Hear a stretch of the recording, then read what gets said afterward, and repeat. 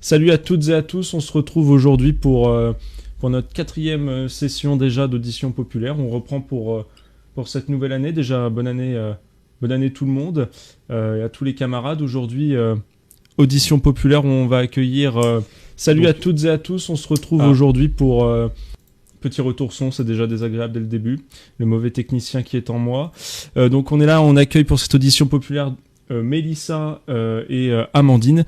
Amandine qui est maraîchère et qui est, si je dis pas de bêtises, syndiquée à la Confédération paysanne. Donc Amandine, tu seras auditionnée par Mélissa et on te posera toute une série de questions en commentaire. Donc le sujet aujourd'hui, je l'ai pas rappelé, c'est pour une agriculture écologique et paysanne. Je vous laisse la parole et je m'éclipse.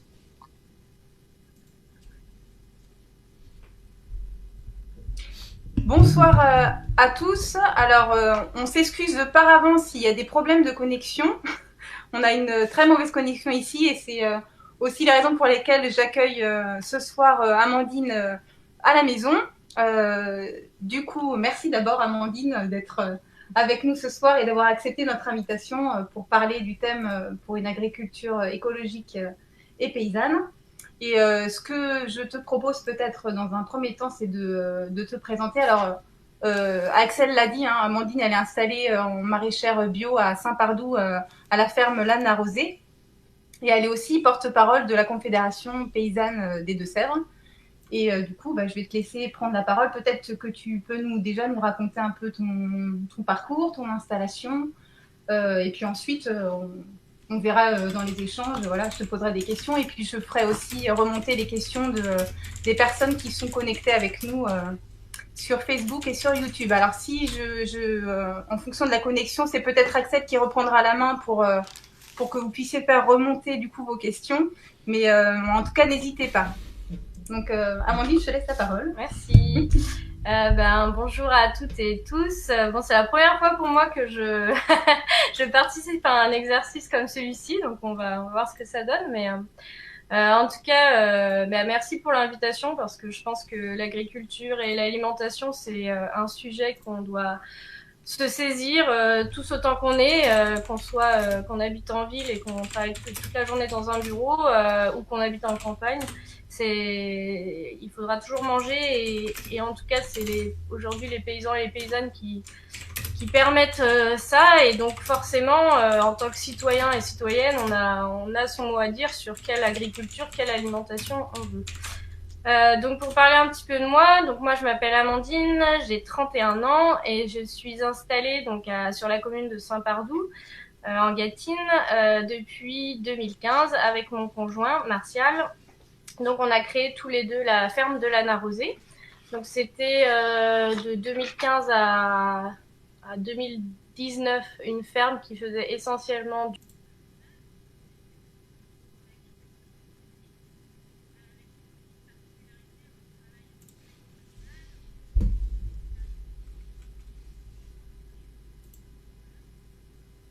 de diversité, comme on peut le dire. Avec une vente 100% en direct sous forme de panier et marché en local, hein, le plus loin où sont distribués nos légumes, c'est Niort. Donc c'est à 25 km à peu près. Sinon, on vend aussi à la ferme et sur Partenay.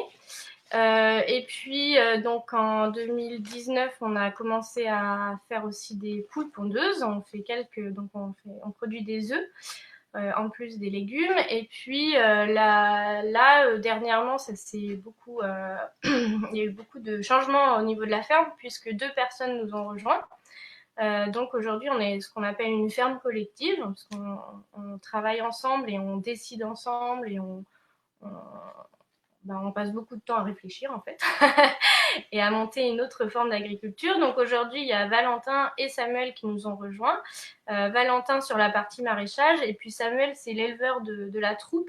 Donc c'est lui qui a repris la partie poule pondeuse et surtout c'est lui qui va reprendre l'élevage bovin qu'aujourd'hui mon père c'est mon père qui a la ferme et donc nous, Lanne à Rosé, on va reprendre l'élevage bovin cette année là pour à notre tour produire des vaches Et puis à terme, ce sera des vaches laitières qui seront le lait sera transformé pour faire du fromage, des yaourts et tout ça vendu en local. Voilà, ça c'est ma casquette maraîchère. Et puis à côté de ça, donc je suis co-porte-parole de la Confédération paysanne des Deux-Sèvres depuis 2019. Donc la Confédération paysanne, juste pour rappeler, c'est un syndicat agricole minoritaire malheureusement, qui défend une agriculture paysanne. Et donc elle est partout présente sur le territoire français. Mais après, voilà, c'est vraiment un syndicat qui marche du bas vers le haut. Et donc on a un échelon départemental où on est donc des paysans et des paysannes qui réfléchissons à quelle agriculture on veut défendre et du coup à comment on peut défendre les paysans et les paysannes qui pratiquent cette agriculture. Voilà. Alors, est-ce que tu peux un peu nous parler justement de ton installation, enfin de votre installation, comment ça s'est passé? Est-ce que vous avez eu des difficultés au démarrage? Est-ce que vous aviez des terres, enfin, toi, ton parcours, toi, tu es issu d'une famille qui était déjà installée agriculteur, hein, enfin, et donc voilà, comment ça s'est passé au début, à tes débuts, à vos débuts? Oui, alors, moi, donc, je suis installée en 2015. Donc, mon père est paysan, pas ma mère, mais mon père est paysan. Mes grands-parents étaient paysans, mes arrière-grands-parents étaient paysans. Voilà, donc je suis vraiment issue du milieu agricole. Donc, ça a beaucoup facilité l'accès à la terre, en fait, ce qu'on appelle le foncier. Tout simplement parce que mon père a accepté, en fait, de se séparer de 2 hectares de terre qu'il cultivait pour qu'on puisse les cultiver à notre tour, en fait. Donc, sur l'accès au foncier, ça a été assez simple. Ça, c'est en 2015. Je pourrais parler après de aujourd'hui, ce qui se passe. Donc, ces 2 hectares-là, on les a très vite cultivés, mis en culture, et puis voilà, on a fait nos petites affaires. Par contre, d'un point de vue administratif, ça a été assez difficile parce qu'en 2015, il y avait des maraîchers en Deux-Sèvres, mais un petit peu moins que maintenant. Là, aujourd'hui, on voit qu'il y a pas mal de porteurs de projets qui ont des projets de maraîchage. Mais en 2015, c'était pas encore non plus autant qu'aujourd'hui. Et donc, la première chose qu'on a fait, c'est quand même d'aller voir un petit peu les structures agricoles locales. Donc, on est allé rencontrer la chambre d'agriculture qui nous a dit clairement votre projet il tient pas la route, il faut vendre en gros, il faut avoir beaucoup de surface, enfin voilà, en gros vous êtes des rigolos et passez votre chemin. Bon, il nous en fallait beaucoup plus pour nous décourager et puis on avait déjà un petit peu nos a priori sur la chambre malheureusement qui ont été un petit peu confortés à ce moment-là. Et donc, on a quand même tenu bon et on s'est installé avec ce qu'on appelle la dotation jeune agriculteur, donc la DJA, qui est en fait une aide européenne qui va venir en soutien à l'installation agricole selon certains critères, bien sûr. Il faut notamment avoir un diplôme agricole de niveau bac, il faut avoir moins de 40 ans et puis quelques milliers de papiers à fournir, mais voilà. Et donc on a quand même choisi de demander cette aide qu'on a obtenue, mais ça a été très très compliqué parce que en fait on était un peu fous à l'époque. Je pense qu'on a voulu se passer complètement en fait de la chambre d'agriculture, du système bancaire. On a essayé de faire nous-mêmes en fait. Et ça a pas trop plu parce que c'est pas ce qui se fait normalement. Et donc on a eu un petit peu des réticences de la part des commissions. En fait, c'est des commissions départementales et régionales qui valident en fait la DGA. Et donc à chaque fois on a été retoqué. Bon, on a fini par y arriver et aujourd'hui après 5 ans, 5-6 ans même, on a prouvé qu'on pouvait y arriver quoi. Et donc voilà, ça a été vraiment ce qu'on appelle le parcours à l'installation. Pour nous, ça a été le parcours un peu du combattant. Et malheureusement, ça l'est pour beaucoup de petits projets qui sortent un petit peu du cadre commun de ce qui se fait en agriculture. Donc heureusement, aujourd'hui, il y a d'autres structures qui accompagnent les porteurs de projets. Notamment, je vais faire un petit peu de pub, mais donc l'ADR, qui est l'Association de développement de l'emploi agricole et rural, donc l'ADR, dont je suis aussi administratrice. Donc l'ADR Terre-Mer sur notre territoire, qui fait en fait l'Ex-Poitou-Charentes, c'est une association qui va aider à l'installation et à la transmission des fermes. Et donc c'est une association qui est composée en fait de citoyens, de citoyennes, de porteurs de projets, et de paysans et paysannes déjà installés, voire aussi de retraités. Et donc, c'est vraiment l'idée de prendre chaque projet particulièrement et d'accompagner le jeune ou le cédant à arriver au bout de ce qu'il veut. Donc voilà. Donc nous, à l'époque, on avait quand même eu l'ADR qui nous avait aidés, mais à l'époque, il n'y avait pas autant d'accompagnement que ce que peut proposer aujourd'hui l'ADR. On a été pas mal défendu aussi par la Confédération paysanne, parce que forcément, dans ces organes de décision, là, la Confédération paysanne a un siège. Elle n'est pas beaucoup écoutée, mais on peut quand même en parler. Donc voilà, c'était plus de ce point de vue-là que ça a été difficile. Après, tout ce qui est commercialisation, voilà, créer une clientèle, tout ça, c'était les doigts dans le nez. Enfin, vraiment, on sent qu'au niveau citoyen, il y a une volonté, vraiment, une demande de produits locaux et bio comme on peut les produire aujourd'hui. Donc pas de difficulté de ce côté-là, ça c'est sûr. Et tu parlais, oui, de l'installation, et donc ça c'était au démarrage. Et aujourd'hui, tu disais qu'il y avait d'autres difficultés aujourd'hui. Quelles sont-elles?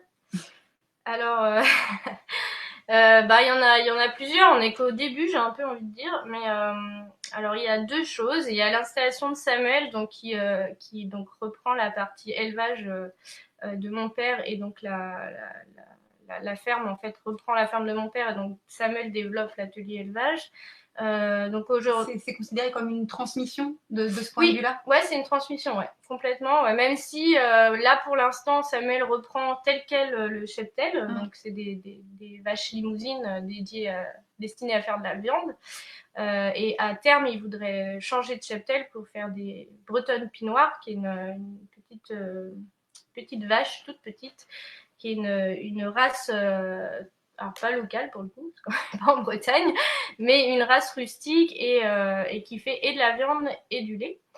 Et donc, pourquoi je disais ça donc oui, donc là c'est une transmission pour le moment, parce qu'il reprend vraiment la ferme de mon père. Et puis bon, il y a toujours transmission, même si on fait des chèvres et que la personne va faire des moutons, la personne qui reprend, il y a toujours une transmission du savoir paysan, du réseau, je sais pas, quand on fait des foins pour des vaches ou pour des chèvres, c'est la même chose. Voilà, il y a quand même on appelle ça une transmission.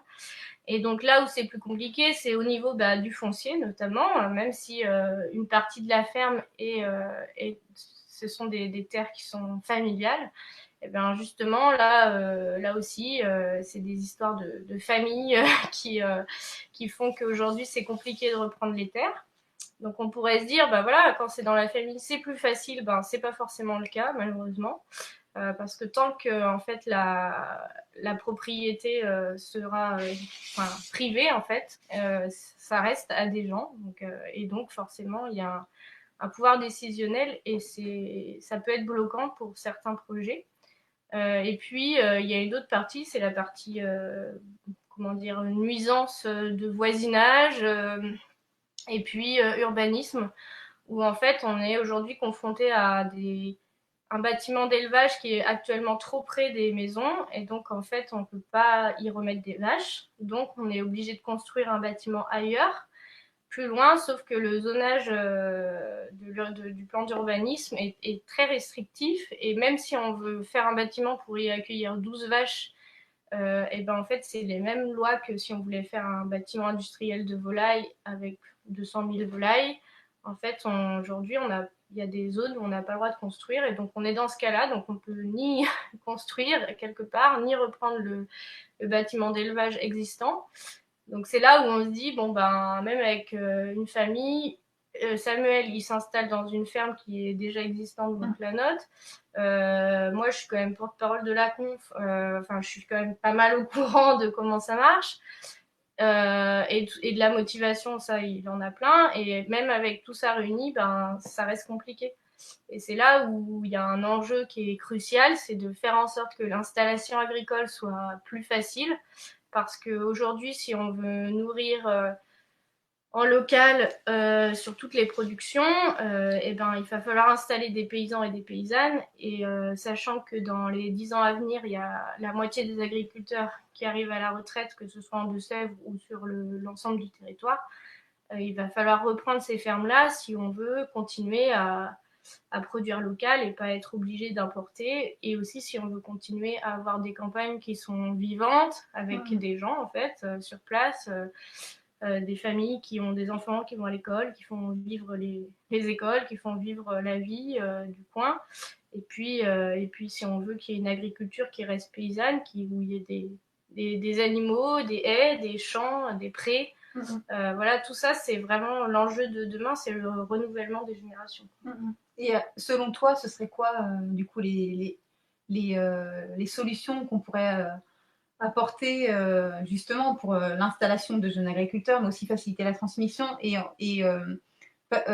j'entends aussi mettre des conditions aux installations, c'est-à-dire qu'on peut faire de l'agriculture qui soit respectueuse de l'homme et de l'environnement, on va dire, ou même justement faire de l'élevage, mais que ce ne soit pas des élevages ultra intensifs. Mais là, quand on parle de 12 vaches et qu'on vous refuse une installation pour 12 vaches, ou en tout cas même la rénovation d'un bâtiment existant, ça paraît être une aberration quand on voit que c'est évidemment une agriculture qui est respectueuse, qui prend en compte le respect de l'environnement aussi, quoi.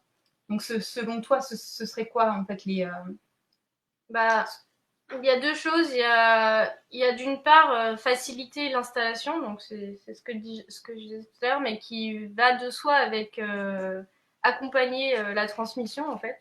L'un ne va pas sans l'autre.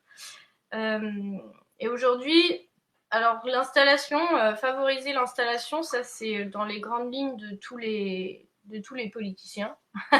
Vous regardez même les lignes de la région, du département.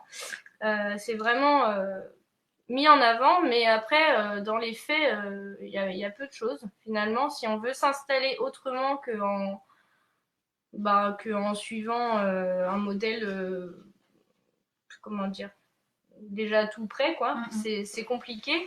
Et notamment, donc, si on veut faciliter l'installation, il faut faciliter l'accès au foncier. Hein. On disait ça tout à l'heure. Hein. Moi, c'était assez facile, même si finalement, pas tant que ça.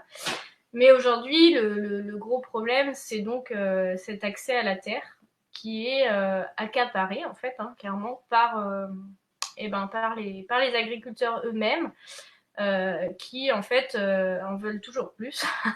Alors, c'est pas la majorité, mais en fait, de toute façon, il n'en suffit pas de beaucoup pour... dans tous les villages, hein, vous pouvez demander à vos voisins, il y a toujours un gros agriculteur qui récupère tout ce qui part. Notamment, il y en a un qui part à la retraite et donc les terres vont partir à ce qu'on appelle à l'agrandissement d'un voisin en fait. Ça c'est clairement ce qui se passe aujourd'hui. C'est aussi parce que les aides PAC sont données à la surface et pas justement, on va dire, à la valeur ajoutée. Enfin, la majorité des aides de la PAC, de la politique agricole commune, sont aujourd'hui à la surface. Donc c'est ça aussi qui fait que ça entraîne toujours plus t'en as, plus t'en as. Voilà, mais c'est aussi qu'on est dans un modèle agricole dominant qui pousse à la compétitivité, qu'on est dans un système libéral, donc forcément les prix sont pas maîtrisés. Et donc aujourd'hui, on est parti dans un truc où il en faut toujours plus pour essayer de s'en dégager un petit peu. C'est là où ça va pas en fait, mais tout ça, c'est un modèle à déconstruire et c'est bon. On peut se dire qu'il y a donc déjà l'accompagnement à l'installation en favorisant l'accès au foncier, et puis après à côté de ça, on peut se dire qu'il faut absolument aider le modèle agricole au changement. Exactement. Voilà, ça c'est clair, c'est inévitable. On voit très bien aujourd'hui que le système agricole dominant, il est dans le mur. D'ailleurs, même aujourd'hui, on parle d'agribashing et de choses comme ça parce que les citoyens et les citoyennes, ils commencent à se dire, non, en fait, c'est pas ça qu'on veut. on sait très bien qu'avec les enjeux environnementaux, on peut pas continuer à faire ce qui est fait majoritairement.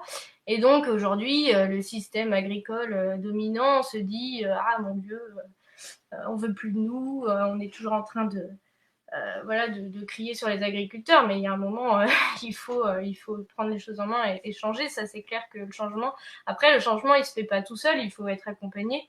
Et ça, il y a plein d'organismes agricoles qui le font. Malheureusement, pas assez la Chambre d'agriculture à mon goût, mais parce qu'elle est aussi portée par la FNSEA, qui est le syndicat majoritaire et qui défend ce modèle agricole dominant depuis toujours. Donc, ils vont pas forcément faire en sorte que ça change. Mais bon, bien sûr, il y a ça à faire changer, c'est tout ce système agricole et toutes ces mentalités agricoles. Et puis, ouais, donc l'accès au foncier, il passe par pas mal de choses. Hein. Ça peut être clairement de la part de nos élus qui siègent dans des structures comme la SAFER, par exemple. Mais il n'y a pas que la SAFER, il y a plein d'autres structures en fait qui vont gérer le foncier de manière locale et donc ce qu'on peut leur demander en fait c'est une veille, un garde-fou par rapport à la montée des prix parce qu'en fait aujourd'hui c'est ce qui se passe, c'est qu'il y a des fermes qui sont même plus des fermes, qui sont en fait des investisseurs où les gens vont acheter de plus en plus. Ils sont prêts à mettre n'importe quel prix parce qu'ils ont des sous.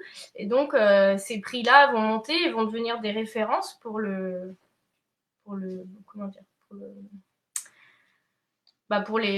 prix, quoi, en fait. Et du coup, aujourd'hui, on se retrouve avec des terres qui sont très chères. Et donc, forcément, quand on a du foncier qui est très cher, c'est difficile pour un jeune direct de s'endetter rien que pour avoir accès à la terre, quoi. Voilà. Donc, et peut-être qu'on pourrait aussi orienter l'accès au foncier à des personnes en tout cas plus favorablement à des personnes qui s'installent en agriculture écologique, tu vois.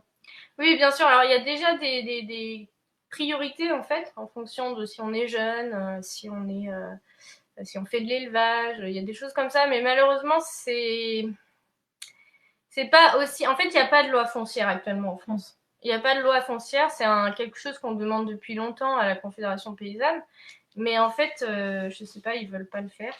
Et donc, c'est un petit peu en fonction de qui siège dans ces commissions-là, c'est un petit peu en fonction de aussi, quand on est du milieu agricole, on va savoir exactement comment faire pour acheter la terre du voisin.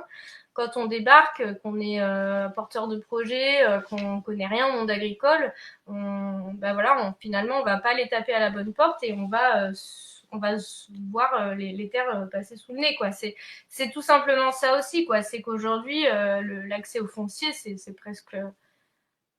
Enfin, c'est un parcours aussi, là aussi. Moi, j'aime bien parler de ça dans le sens où à la DEAR, on accompagne des porteurs de projets. Et aujourd'hui, les porteurs de projets, quand on leur demande où est-ce que vous cherchez du foncier, ils nous disent dans les agences immobilières ou sur le Bon Coin. Et ça montre que justement, il y a une méconnaissance de comment fonctionne le système foncier agricole, en fait. Donc rien que ça serait bien qu'il y ait un petit peu plus de transparence, et puis qu'on puisse parler de foncier facilement avec des acteurs locaux sans... Enfin voilà, que ce soit clair, quoi. Ouais.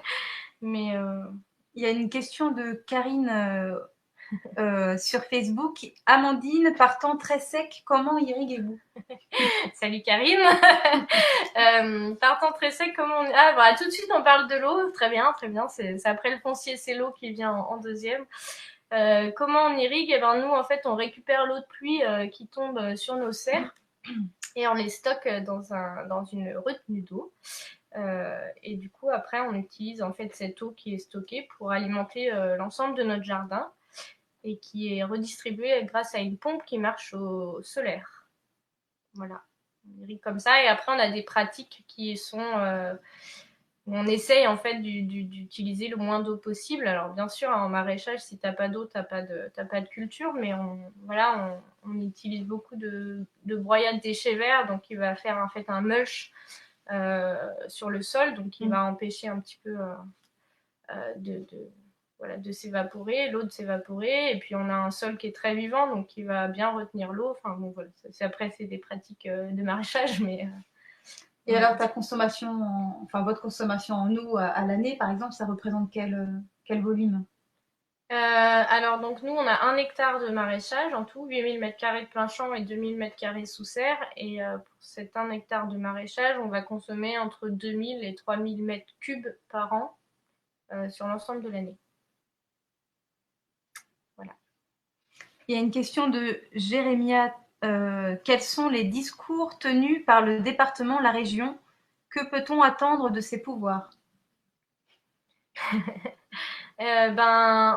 Alors, je sais pas comment dire, mais en fait, la région et le département, ils ont plutôt des discours qui sont proches des nôtres, en fait, de faire de l'agriculture de proximité, de valoriser les systèmes autonomes, de défendre l'élevage, qui est très important. Alors ça, c'est plutôt départemental, parce que la grande région, elle est tellement, il y a tellement d'agricultures différentes que voilà, mais en tout cas, de défendre l'élevage, d'aider à la transition vers l'agriculture biologique. Enfin voilà, il y a un discours quand même qui est celui-ci.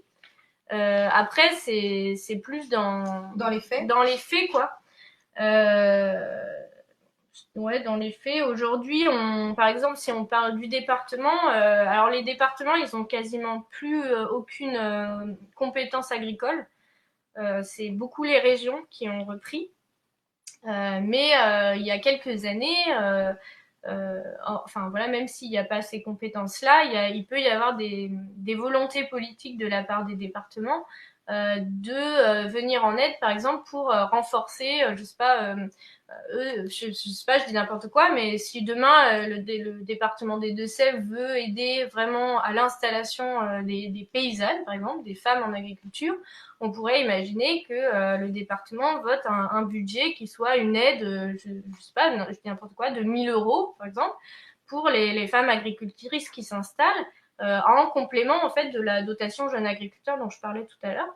Voilà, ça pourrait être des choses comme ça. La même chose aujourd'hui, la dotation jeune agriculteur, donc, qui est quand même très importante aujourd'hui, elle s'applique seulement aux gens qui ont moins de 40 ans, alors qu'en fait, il y a beaucoup de personnes aujourd'hui qui souhaitent s'installer en agriculture, qui sont dans des parcours de reconversion, en fait, qui ont longtemps été dans un autre métier, et qui ont plus de 40 ans, ou du moins qui sont proches de la quarantaine, et quand ils vont s'installer, ils auront 40 ans. Voilà, là aussi, on pourrait imaginer que le département soutient toutes les installations, et donc apporte une aide en complément. Ça s'est fait il y a quelques années. Moi, quand je me suis installée, il y avait une aide du département pour les personnes qui avaient plus de 40 ans et qui étaient non éligibles à l'aide DGA. Voilà, ça peut être ça, mais ça peut être plein d'autres choses. On peut parler des cantines scolaires, par exemple, enfin plutôt des collèges, des cantines de collège, parce que les départements, c'est plutôt les collèges.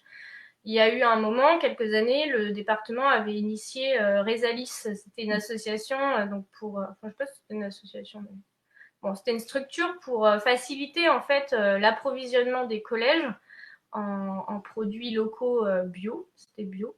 Oui. Et donc ça, c'était vraiment l'idée qu'il y ait quelqu'un, voire plusieurs personnes qui soient salariés et qui s'occupent de faire le lien entre les producteurs, les collèges, former les personnels de cuisine, tout ça. Enfin, bon, finalement, ce truc-là, c'est un petit peu parti dans le mauvais sens. La personne qui était en charge, je crois que le poste n'existe plus, et aujourd'hui il y a encore ça, mais c'est des appels, il faut répondre à des appels à projets, donc c'est pas du tout adapté aux petits maraîchers, aux petits éleveurs qui est à côté et qui voudraient fournir ces produits. C'est voilà, on rejoue le jeu du gros seulement les gros qui peuvent répondre à ce projet. Donc voilà, ça peut être ça, ça peut être travailler vraiment sur l'accès du bio et du local à la cantine. Il y a plein de choses. Je parlais tout à l'heure à Mélissa de l'aide au remplacement. Aujourd'hui, il y a des structures qui s'appellent les services de remplacement agricole, qui sont des associations. Donc en Deux-Sèvres, on en a une qui est gérée par le syndicat des jeunes agriculteurs, donc les JA. Mais à côté de ça, cette association, elle dépend vraiment de financement tôt, dans le sens où quand on se fait remplacer, il y a une partie qui est prise en charge par le département. Voilà, ça c'est favoriser l'aide au remplacement et donc favoriser aussi le confort des agriculteurs, de pouvoir prendre des vacances. Il y a vraiment en fait pas mal de leviers quoi. Et après, moi je pense que là où le département il serait le plus pertinent, c'est vraiment d'initier en fait des mouvements vraiment plus locaux, comme aujourd'hui il y a les PA, les P, j'ai dit quoi, PAT, ouais.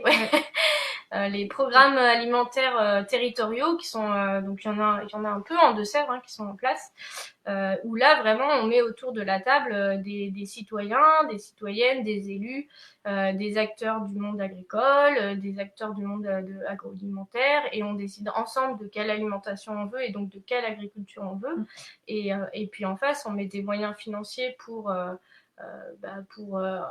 favoriser une certaine agriculture. On peut aussi, il y a des communes, des Comcom qui ont réfléchi à mettre à disposition des terres qui sont donc au Comcom pour installer un jeune et par exemple qui s'engagerait à nourrir la collectivité. Enfin, voilà, il y a plein de choses en fait qui sont de l'ordre du très local, quoi. Même si aujourd'hui, les départements, les régions, ils n'ont pas forcément la compétence de décider des lois foncières, comme on parlait tout à l'heure, ou de décider des aides financières de l'agriculture. Il y a quand même plein de choses à faire d'un point de vue agricole. Il y a une autre question de Karine. Quel levier pour des élus au conseil municipal afin d'améliorer l'installation de paysans?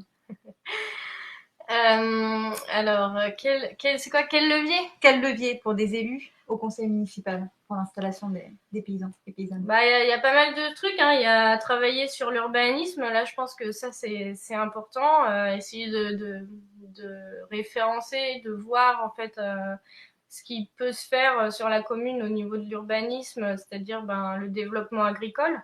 Dans un sens ou dans un autre. Là, sur la commune de Saint-Pardoux, c'est vrai que c'est plutôt dans le sens restrictif, mais il y a d'autres communes où ça va être l'inverse. On va pouvoir faire un poulailler industriel à côté de pas très loin des maisons. Mais donc voilà, ça, je pense qu'il y a aussi ce côté foncier, là, justement, où souvent les communes, même les petites communes, elles ont des terres qui leur appartiennent. Et donc, sanctuariser ces terres-là et les utiliser pour installer un maraîcher, un apiculteur, enfin des productions qui vont nécessiter peu de foncier en fait, parce que installer un éleveur ou un céréalier, il va falloir un petit peu plus. Et souvent, quand je parle des terres qui sont aux communes, c'est quelques hectares, quoi. Ça peut être réfléchir à ça. Qu'est-ce qu'on fait de ces hectares qui sont communaux? Et puis ça peut être pareil, initier des échanges avec les cantines, parce que ça reste il me semble au niveau municipal, une gestion municipale. Donc voilà, je sais qu'il y a des communes où ils ont décidé ils ont favorisé l'installation d'un jeune puisque ils se sont engagés, la commune, à lui prendre une partie de sa production. Voilà, ça peut aider aussi dans la balance quand on va présenter un projet à une banque. Et ça peut peser dans la balance carrément. Et puis après, alors je parle souvent de l'installation parce que c'est quelque chose qui est peut-être plus proche de moi, mais il y a la transmission. Et la transmission, on sait combien les cédants aujourd'hui se trouvent un petit peu tout seul, quoi, dans une impasse, parce que avant la transmission, jusqu'à il y a pas longtemps, on la faisait de père en fils, voire de père en fille, mais en tout cas ça restait dans la famille. Aujourd'hui, les filles et les fils sont partis travailler ailleurs, et pour la plupart, et donc aujourd'hui ce sont ce qu'on appelle des hors cadres familiales, donc des gens qui sont non issus du milieu agricole et qui n'ont pas de famille dans l'agriculture, qui vont s'installer et mettre en lien ces agriculteurs cédants et ces porteurs de projets, c'est un sacré défi. Et je pense qu'en tant qu'élu, on peut faire en sorte d'organiser des rencontres, on peut s'appuyer sur des associations qui le font. Mais voilà, c'est en fait souvent dans les petites communes, on connaît bien les agriculteurs en place parce que c'est des familles historiques. Et c'est peut-être jouer cette carte-là des connaissances, d'aller se rapprocher de ces personnes et de leur dire et de leur parler de la transmission. Tu sais que tu arrêtes dans 5 ans, qu'est-ce qu'elle va devenir ta ferme, est-ce que tu as pensé, Est-ce que tu as envisagé de transmettre à un jeune? Enfin voilà, c'est tout ça. Je pense que la transmission, en tant qu'élu, on peut y réfléchir. Oui, ça peut être aussi par le biais d'épiceries solidaires. Il peut y avoir installer une épicerie dans une commune. Enfin voilà, ça peut être aussi par ces biais-là. Enfin, Oui, il y a plein d'initiatives locales. Ça, c'est sûr que.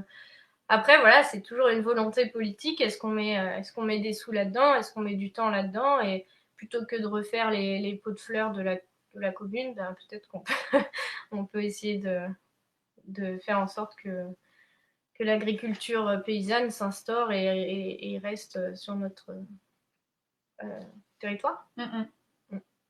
Et après, parce que toi, tu vis beaucoup par vente directe finalement, enfin par les marchés. Il y a aussi le système d'AMAP, il y a aussi la vente directe du coup sur place, chez vous. Ouais, enfin en AMAP aussi. Hein. Il y Ouais. en a beaucoup en AMAP.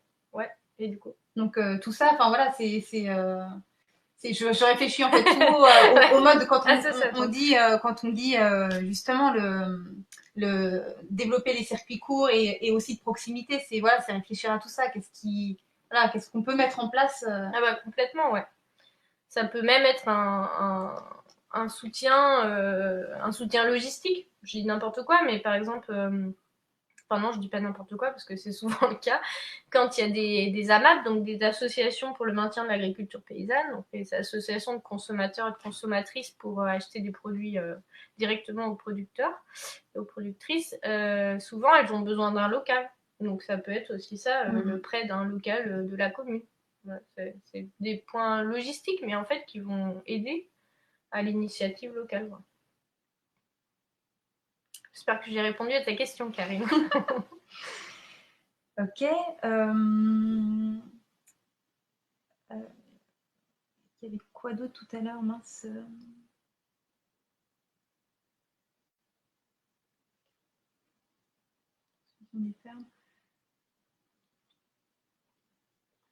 Ah.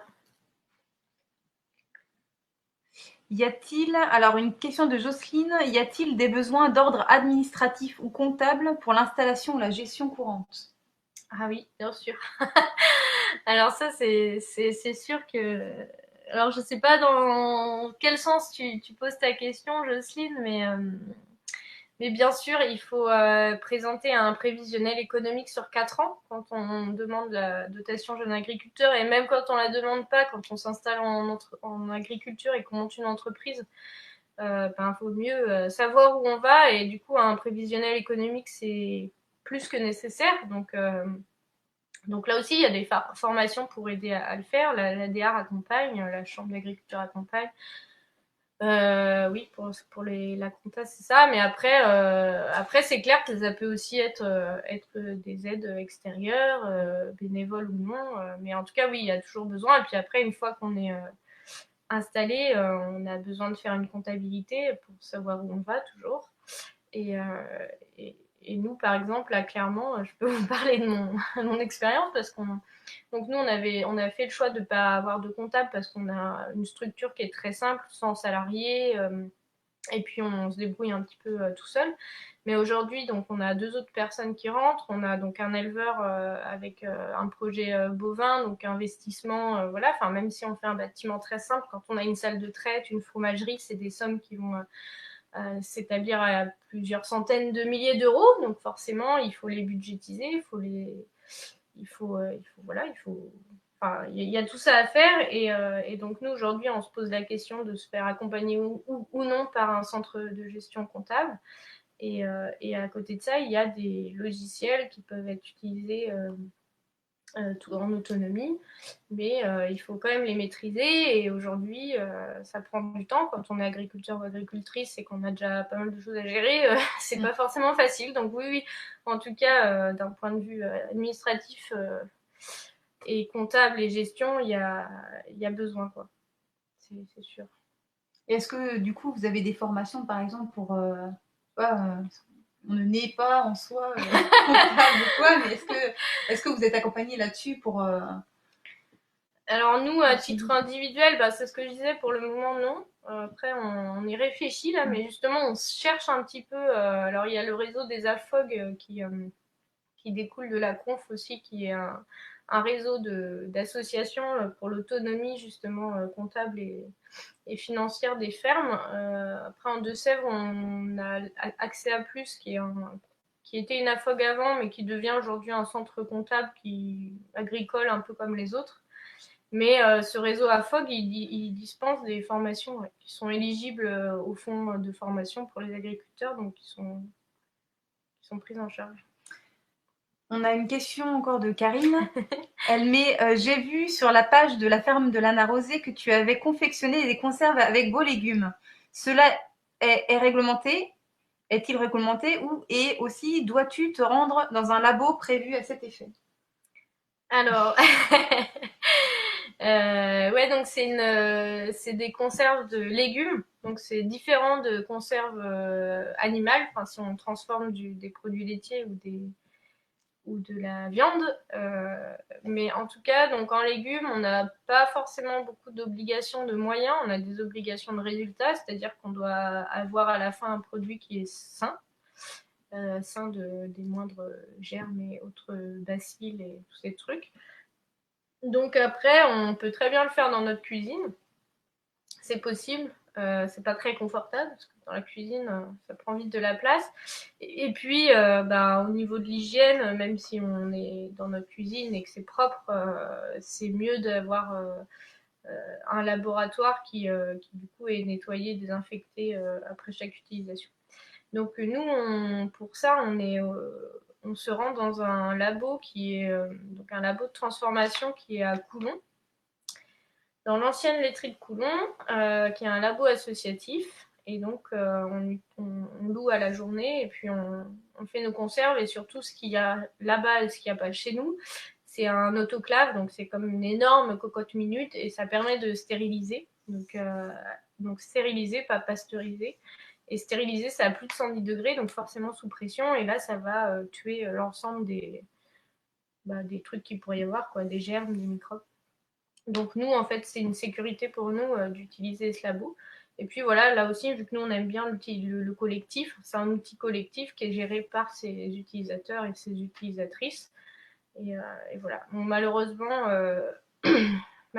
là aussi, c'était le parc du Marais Poitevin qui avait investi dans cet outil et qui aujourd'hui ne veut plus s'en occuper et le met en vente. Et malheureusement, les administrateurs et les utilisateurs se retrouvent avec un outil où en fait, il y a plus de sous, il y a plus, voilà. Donc c'est un peu dommage. Et ça, quand on reparlait d'élus là, justement, c'est des outils qui peuvent être mis en place sur des Comcom pour transformer les produits locaux, et notamment ça peut aussi vraiment créer de l'emploi, dans le sens où ça peut être quelqu'un qui fait son activité de conserve avec des surplus ou des légumes abîmés, par exemple. Ça se fait dans d'autres coins. Donc voilà, c'est un petit peu, si vous connaissez la Gâtine, à Secondini, on a une asso qui fait le jus de pomme. Là. Voilà, on pourrait très bien imaginer aussi un labo de transformation sur ce site-là. Voilà, ça c'est des chouettes projets, quoi. Et c'est sûr qu'en tant que maraîcher, on peut pas investir dans un labo comme ça vaut pas le coup, en fait. Parce que nous, ou alors après, faut collectiviser. Ou faut collectiviser, ou faut louer, mais bon, voilà. C'est pas forcément, puis c'est pas forcément, t'as pas forcément envie de faire ça en plus de ton boulot. Mais donc non, du coup, c'est bien quand c'est porté par des collectivités, ou des départements.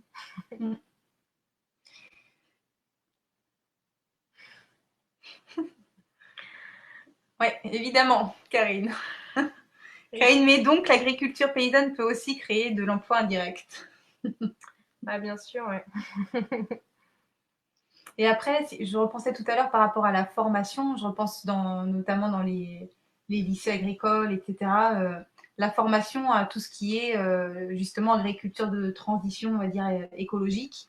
Ouais. Où est-ce que ça en est aujourd'hui? Est-ce que voilà, il y a des choses qui pourraient être mises en place davantage dans les lycées, puisque c'est quand même les lieux de formation des agriculteurs de demain, on va dire, ou des paysans de demain. Ouais, bah du coup, au niveau de la formation, souvent c'est des lycées agricoles qui dépendent du ministère de l'Agriculture. Après, je connais pas bien l'ensemble des enseignements qui y sont dispensés, mais bah, c'est vrai qu'on est quand même souvent encore dans le modèle dominant. Mais il y a de plus en plus de formations, par exemple pour adultes, qui sont sur des modèles d'agriculture biologique. Donc ça évolue quand même. Et puis après, il peut y avoir vraiment des formations qui sont très tournées vers le stage, enfin, où en fait presque c'est le porteur de projet qui va faire la formation, quoi. Enfin, qui va décider du contenu. Ça, par exemple, dans les MFR, ça peut être comme ça, les missions familiales, quoi. Voilà, moi j'interviens de temps en temps en tant que porte-parole de la conf et surtout en tant que paysanne de l'ADR. Voilà, pour un petit peu expliquer justement bah, tout ce parcours à l'installation, comment on fait quand on n'est pas issu du milieu agricole, comment on accède au foncier, comment on accède à l'eau, qu'est-ce qu'il faut, comment on fait pour dégager un revenu à la fin, au bout des 4 ans, enfin voilà, tout un accompagnement. Tout l'accompagnement que propose en fait l'ADR, j'interviens puis je suis pas la seule, on est d'autres paysans paysannes pour montrer en fait qu'il y a un autre modèle agricole qui est possible et qu'aujourd'hui il y a des moyens pour y arriver et qui sont peu connus malheureusement, mais voilà, ça permet aussi d'apporter des alternatives dans des contenus agricoles qui sont peut-être plus classiques. Voilà. Et en termes de revenus, justement, vous... Pardon, excusez. Il y a Karine qui pose encore une question. Jérémia, qu'est-ce qui doit être financé par les plus riches? Ah oui, c'est une réponse. Ah oui, pardon. Alors j'ai dû louper une question. Ah oui, parce que Jérémia, elle posait la question tout à l'heure de financer par un nouvel impôt sur les plus riches des paysans. C'était en lien tout à l'heure avec par rapport aux aides. Aux aides, ouais. Bah après, je pense pas que ce soit les paysans et les paysannes en fait de payer. Je pense que c'est à tout le monde en fait. Le modèle agricole, il touche tout le monde, quoi. C'est ce qu'on disait par l'alimentation. Et en fait, aujourd'hui, c'est déjà le cas. Nos impôts, ils payent la politique agricole commune. Et donc, c'est plutôt aujourd'hui, qu'est-ce qu'on veut comme politique agricole commune? Parce que la politique agricole commune, elle va vraiment influencer l'agriculture sur les territoires, et pas qu'en France, hein, dans l'Europe entière. Et d'ailleurs, pour ça, il y a une plateforme qui s'appelle Pour une autre PAC. Si vous intéresse, ça explique un petit peu comment ça marche la PAC aujourd'hui. Et la PAC, en fait, elle est en train de se négocier là actuellement. Et donc, du coup, il y a tout un travail et la Confédération paysanne fait partie de cette plateforme. Mais voilà. Jérémie, en fait, elle a précisé, elle met l'éventuel impôt pour financer les installations de jeunes agriculteurs. Ouais, mais du coup, ça fait partie en fait de tout ça. Mais... Et vous, justement, par rapport à... Enfin, ça me fait penser aux revenus que vous dégagez, vous. Quels sont-ils, si c'est pas trop indiscret? Non. Et parce que vous êtes 4, enfin, voilà, c'est... par rapport au temps que vous consacrez, le salaire que vous dégagez, enfin voilà, est-ce que c'est viable? Est-ce que, enfin, même par rapport à la demande que vous avez, est-ce que vous fournissez toute la demande ou vous dites, bah non, on pourrait encore installer d'autres personnes, par exemple en maraîchage ou etc. Ouais. Au niveau de la demande, pas du tout. on a une liste d'attente grande comme les deux bras. Et surtout sur les villes, notamment à Niort, là, c'est vraiment... on peut pas du tout fournir tout le monde. Et de toute façon, c'est pas notre volonté, en fait, parce que on parle de revenus, mais on parle surtout de temps de travail et de confort de travail. Nous, dans notre ferme collective, c'est très important. On a besoin d'avoir du temps pour faire autre chose, alors militer, avoir du temps avec sa famille, faire de la musique. Donc tout ça, c'est très important et c'est réfléchi en conséquence. Et donc forcément, vu qu'on n'a pas envie de trop travailler, on n'a pas un gros revenu, quoi, on va dire. Mais en même temps, c'est pas forcément une volonté parce qu'en fait, nous, notre objectif de revenu, c'est 800 € par personne, par mois. Et actuellement, on est à peu près à 5 semaines de vacances. On va dire, vacances prises, quoi. Et donc, ces 800 € là, je dis que c'est un objectif parce que pour le moment, Samuel et Valentin, donc Valentin a rejoint la ferme là en maraîchage cette année, et puis Samuel, il est encore en train de s'installer. Il est ce qu'on appelle en parrainage. Donc, pour l'instant, on n'est pas en capacité de fournir 800 € pour tout le monde, mais c'est l'objectif qui devrait être atteint à la fin de l'année. Voilà. Et donc, ces 800 € là, nous, c'est un choix. Hein. En fait, on se les dit collectivement combien on voulait. On n'a pas besoin de plus aujourd'hui. En tout cas, nos modes de vie, nos besoins ne sont pas... On n'a pas besoin de plus. Parce qu'aussi, on produit énormément de notre alimentation. Donc forcément, c'est du revenu, en fait. On n'appelle pas comme ça, mais c'est ça. Et c'était quoi la question revenu, le temps de travail. Et du coup, donc forcément, il y a vraiment... en fait, oui, voilà, on pourrait faire plus pour gagner plus, mais c'est pas notre objectif. Et justement, notre objectif, c'est d'installer, en fait. Quoi. Ouais. Et à la conf, on dit 1 million de paysans et de paysannes. Parce que, en fait... mais ça montre le champ des possibles, en fait. Ça montre le champ des possibles, et ça montre... Enfin, moi, je tire un peu la sonnette d'alarme. C'est aussi que si on veut manger bio et local, il va vraiment falloir qu'il y ait des gens qui viennent se rapprocher de la terre et qui viennent cultiver, en fait. Aujourd'hui, il faut vraiment que l'agriculture attire, quoi. Enfin, et pas l'agriculture comme la FNSEA, voilà, l'agriculture comme nous on la pratique, je pense qu'elle est compatible avec beaucoup de modes de vie, en fait. Bien sûr. Il y a Axel qui pose une question. Que penses-tu des initiatives de collectivités qui mettent en place des structures comme les régies communales agricoles? Et est-ce que ce genre d'initiative pourrait faire de l'ombre à des petits producteurs bio? Et comment mettre ça en synergie? Ouais, alors après, c'est que je connais pas ce genre d'exemple, désolée. Après, j'imagine un peu le fonctionnement, mais non, oui, enfin, moi je pense que c'est c'est des bonnes initiatives dans le sens où en fait on pérennise l'activité agricole. Enfin, moi je l'entends comme ça. Et enfin, tu connais un peu ou... Non, je pourrais pas en dire plus. Enfin, j'imagine en tout cas que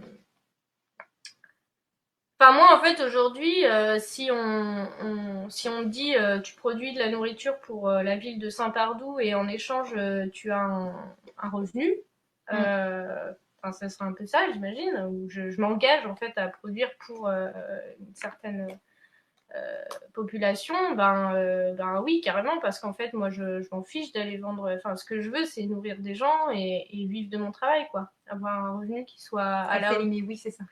Avoir un revenu qui soit à la hauteur de ce que je fais, quoi. Et du coup, et qui me permet de vivre, en fait, pas plus, quoi. Donc, non, je pense que c'est des initiatives qui sont, justement, en fait, on va reconnaître l'agriculteur, le paysan, la paysanne comme vraiment un producteur de la nourriture qu'on consomme, et c'est hyper valorisant, quoi. En fait, il y a le réseau Salariat, si vous connaissez, qui défend toute la théorie tout le projet de la sécurité sociale alimentaire, et notamment, donc comme pour la sécurité sociale, mais qui serait donc là une partie alimentaire. Et puis à côté de ça, en parallèle, ça va avec, c'est le salaire paysan à vie, en fait. Donc voilà, tout ça, c'est des choses qu'on réfléchit et qui sont en fait, voilà, qui sont hors du système capitaliste et qui remettent en valeur les gens qui produisent la nourriture. Et c'est non, clairement.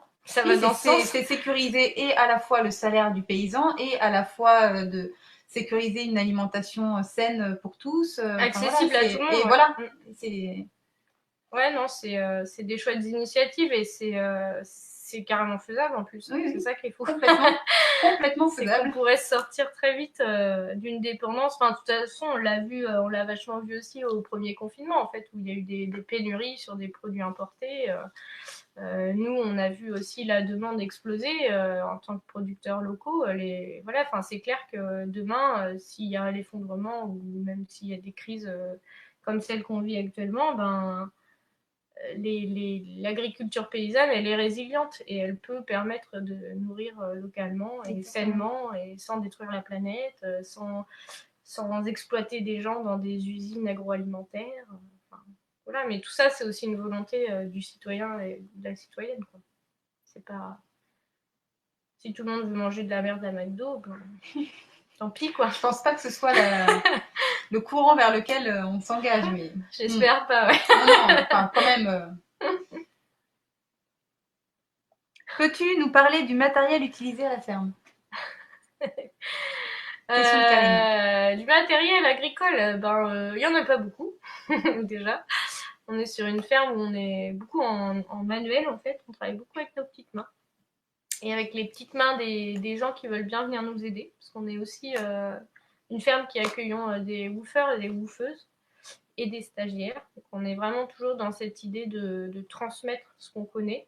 On n'exploite pas nos stagiaires et nos woofers, s'il y en a qui se disent ça. Mais enfin voilà, en tout cas, on fait beaucoup de choses à la main. Donc on a beaucoup d'outils manuels, des petits outils, des binettes, des râteaux, voilà, plein de choses super utiles. Et après, on travaille un petit peu en traction animale. Donc ça, c'est vraiment le but de la ferme. Mais pour l'instant, justement, on manque d'outils puisque c'est des outils très spécifiques en fait, c'est plus des outils. Les outils de traction animale, les outils anciens qu'on peut trouver dans les fermes qui traînent ou dans les vides-greniers, c'est pas des outils qui sont adaptés à l'agriculture que nous on fait aujourd'hui.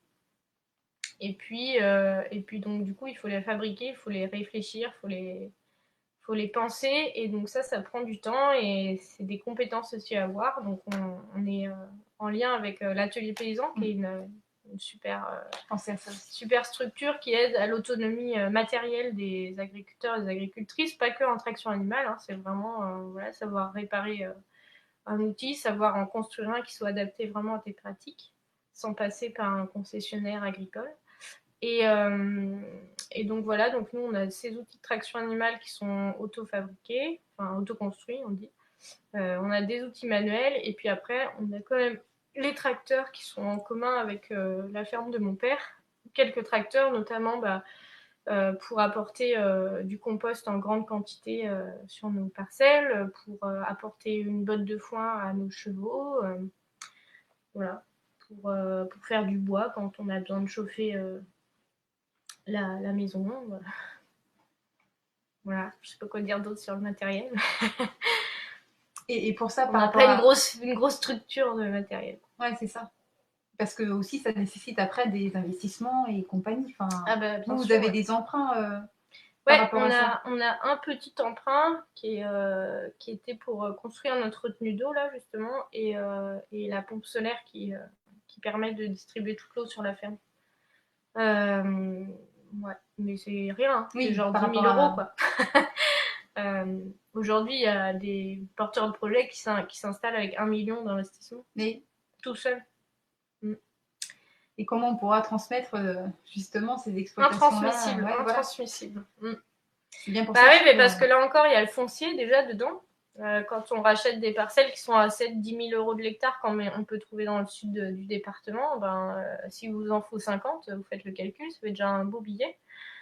Et puis oui, il y a le matériel, parce qu'aujourd'hui, quand on doit produire beaucoup, parce que justement, on pense que c'est le modèle qui marche, ou c'est le modèle qu'on a repris, des fois de la famille ou quoi, on doit produire beaucoup. Donc quand on produit beaucoup, il faut du gros matériel, parce qu'on va pas passer des heures.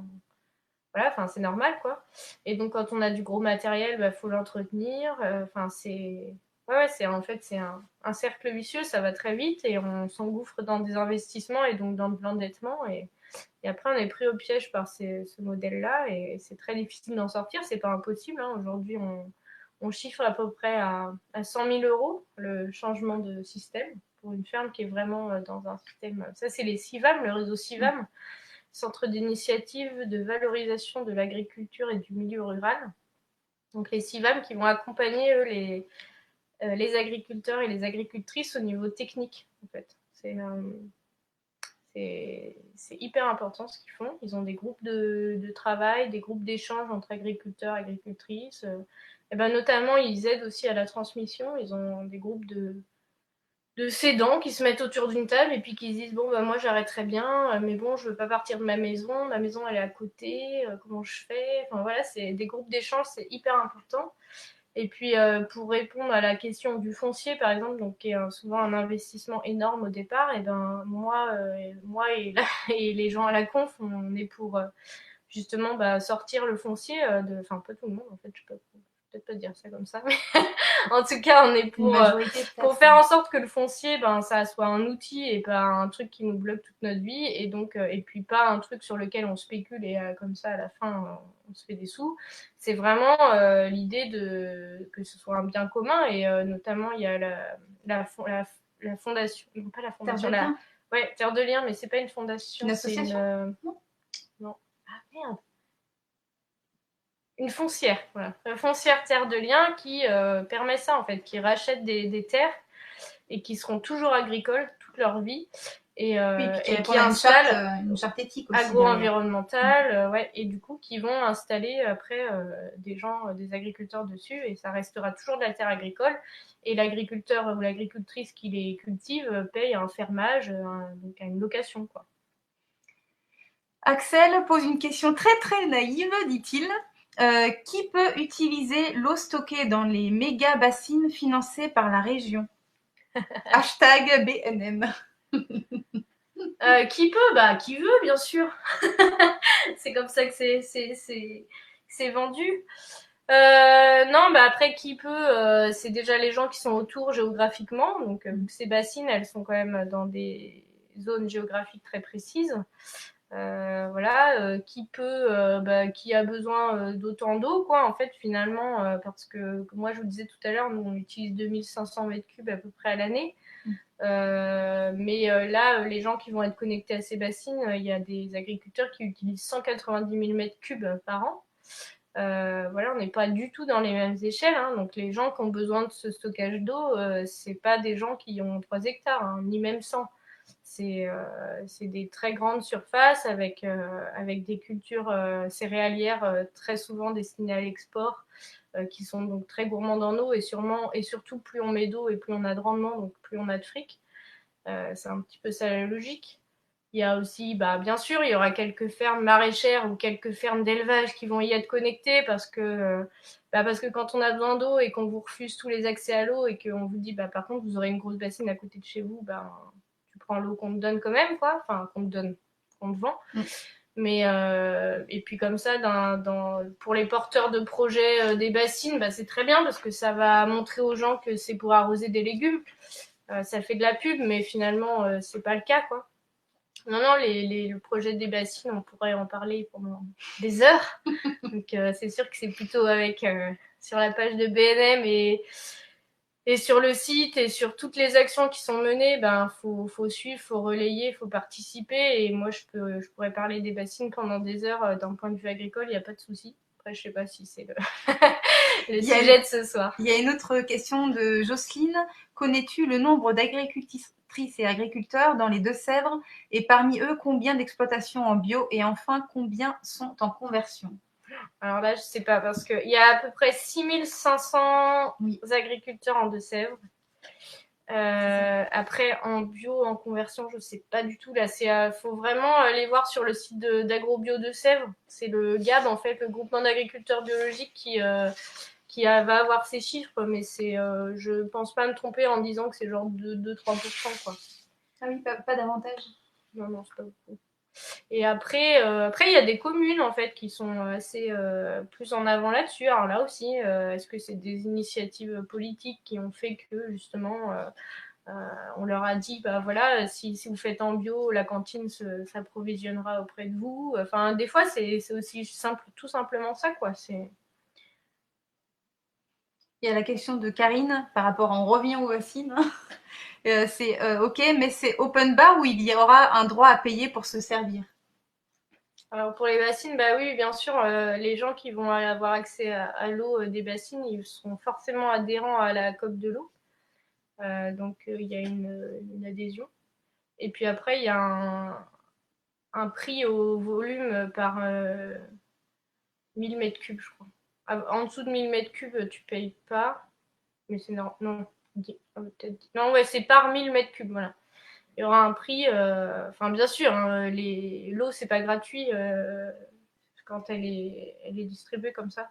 Mais même aujourd'hui, si tu prends dans un étang ou dans une rivière, t'es ce qu'on appelle irrigant et donc tu es obligé de faire partie d'un organisme de gestion de l'eau et tu payes une redevance et tu payes. Oh, je viens d'apprendre que Jean-Pierre Bacry est mort. Je suis désolée. Ah, Ça n'a rien à voir, mais c'est une triste nouvelle. Mais c'est une triste nouvelle, ouais. Non, mais voilà, en tout cas, oui, ça sera pas gratuit, bien sûr, et c'est un sacré investissement, et c'est à se poser la question, en fait, quand on fait du maïs, si on doit payer beaucoup d'eau, enfin un prix de l'eau qui est cher, des intrants, des pesticides, de l'engrais, et qu'après on envoie notre maïs en transport, machin et tout, enfin au bout d'un moment, je crois que le maïs, ça va même plus être rentable. Et en fait, ça se trouve, tout simplement, les gens qui feront du céréal, ils auront, enfin, ça sera plus rentable, donc ils auront plus besoin de cette eau-là. Donc, on aura fait des bassines pour rien. Enfin, c'est un petit peu grossir le trait et raccourcir les choses, mais c'est un peu ça quand même, quoi. C'est qu'il y a un moment, le prix de l'eau, ben, s'il est trop élevé et forcément qu'il doit être élevé parce que quand on fait des investissements tels qui sont payés par de l'argent public, heureusement qu'on doit payer l'eau quand même, mais voilà, d'un point de vue rentable, je me pose souvent la question et bon, je fais pas de maïs pour l'export, donc peut-être que je sais pas tout. Il y a Karine qui a mis en 2017, il y avait plus de 10% d'installation de paysans en Gâtine. Ah, en Gâtine, ah ouais. Ouais, ça m'étonne pas. Mais aussi parce que la Gâtine, en fait, si on parle d'agriculture biologique, elle s'y prête finalement. Parce qu'en Gâtine, on fera jamais une plaine céréalière. On a trop de zones humides. Oui, c'est des terres d'élevage. C'est vraiment des terres d'élevage, même si aujourd'hui on arrive à drainer et à faire du céréal. Hein. Je pense qu'il y a plein de gens qui ont l'âge de Karine ou même voilà, enfin qui se rendent compte du changement des paysages parce que l'élevage se fait remplacer par des céréales, mais néanmoins voilà, on reste dans des terres de pâturage et forcément l'agriculture biologique, l'agriculture paysanne, c'est être avant tout sur de la pâture plutôt que de donner du maïs en silage à ces animaux. Et donc forcément, ben, on est plus près de la bio et donc c'est plus facile de franchir le pas et de se certifier en agriculture biologique en Gâtine. Dans le Toircé, c'est pas la même. Ou dans le sud-ouest du département aussi, quoi. Voilà, madame. Nous n'avons pour l'instant pas d'autres questions, mais en même temps, on a fait déjà un bon tour des choses. Et puis après, on a aussi échangé avant l'audition en off. Ouais. En tout cas, s'il y a d'autres questions qui sont posées ensuite, ça pourra de toute façon, on pourra continuer d'échanger avec Amandine. Donc voilà. Après, je ne sais pas, Axel, si. Ouais, est-ce que vous m'entendez sur YouTube ou autre. Ouais, on t'entend. Ok, bah vous pouvez mettre fin à l'audition si vous voulez. Moi, je trouve que c'était. Vous pouvez mettre fin à l'audition si vous voulez. C'était très bien. J'ai rien d'autre à ajouter. C'était très succinct, très clair. Et en même temps, j'étais en train de noter plein de choses hyper intéressantes. Du coup, le format est dépassé. Donc, si vous voulez terminer ou continuer, c'est comme vous voulez. Ok. Ben, on va terminer. Ouais, très bien. Eh bien, merci beaucoup, Amandine. Bah, de rien.